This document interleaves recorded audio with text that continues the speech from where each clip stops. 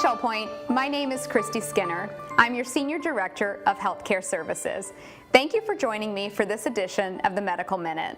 Today we will be discussing the function and many times dysfunction of our thyroid. Let's start off by discussing what a thyroid is and what its primary duties are in the body. The thyroid is a small but mighty gland that rests in the middle of the lower neck that controls the body's metabolism by producing specific hormones. These hormones tell the body how much energy to use. The hormones in the bloodstream are monitored by the pituitary gland, located in the center of the skull below the brain. The pituitary gland will adjust the hormones if it senses a high level or lack of thyroid hormones. When the thyroid is working well, you are feeling great and your metabolism is doing the job it should. But the thyroid is producing too little or too much hormone, it creeps in thyroid disease. People of all different ages and races are susceptible to thyroid disease, and over 20 million Americans are already diagnosed with it. But women are 5 to 8 times more likely than men to have thyroid problems. If you are going to have thyroid issues, it is going to fall under the categories of hypothyroidism or hyperthyroidism, and are more commonly diagnosed is hypothyroidism. So let's start there. Hypothyroidism. The following conditions cause hypothyroidism, which is when the body doesn't produce enough hormone and the body uses energy slower than it should. Thyroiditis, inflammation of the thyroid gland, which can lower the amount of hormones produced. Hashimoto's thyroiditis, painless disease of the immune system that is hereditary.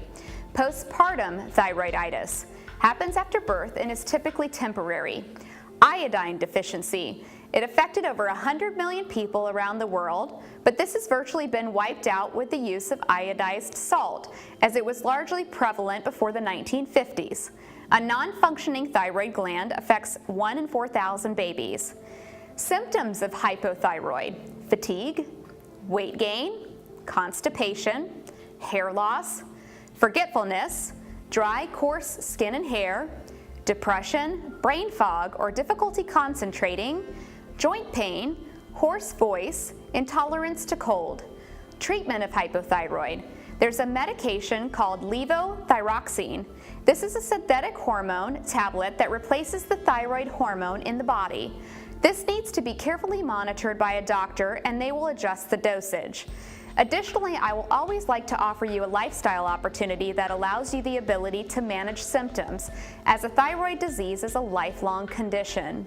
Due to the fact that hypothyroid often impacts weight gain, you need to focus on a diet with lots of vegetables, fruits, lean protein, and healthy fats. Monitor your iron and calcium levels with your physician, as they can impact the absorption of your medication. Always balance diet with a good level of exercise. Blend cardio, strengthening, and flexibility training. Meditation and massage to control the level of stress, because hormones affect your body. Try to have a consistent sleep routine and attempt 7 to 9 hours of sleep. We have covered an underactive thyroid, but what happens when your thyroid produces too much hormone, causing the body to use energy faster than it should? This is called hyperthyroid. This is the less common of the two diagnoses. Hyperthyroidism. The following conditions cause hyperthyroidism. Graves' disease causes the entire thyroid to be overactive. This is called a diffuse toxic goiter or enlarged thyroid gland.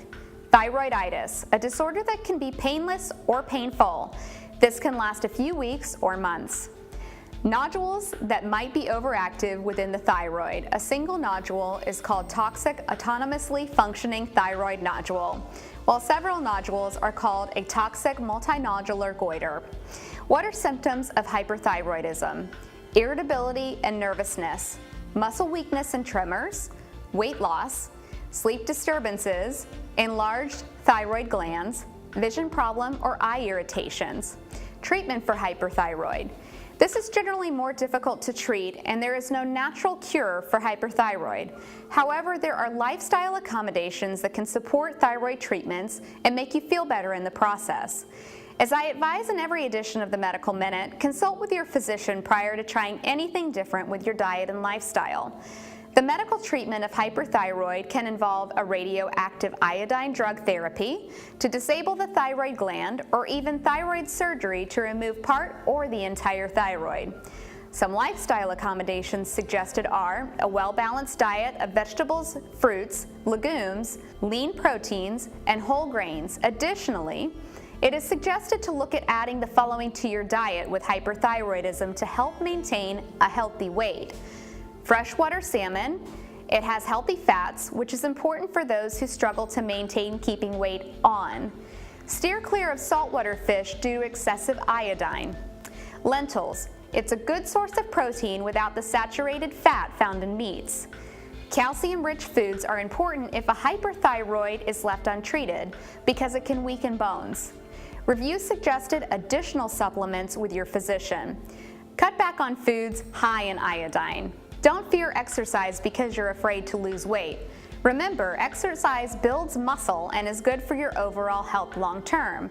Not to mention it's great for your overall mood and a stress reducer, which is also important.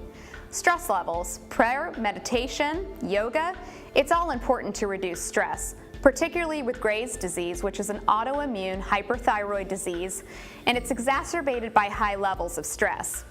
Managing either end of the spectrum of thyroid disease can be frustrating, but as you can see, there are many things that you can do to manage the symptoms and ease the frustration. Thank you, ShellPoint, for the opportunity to be in service to you here in healthcare.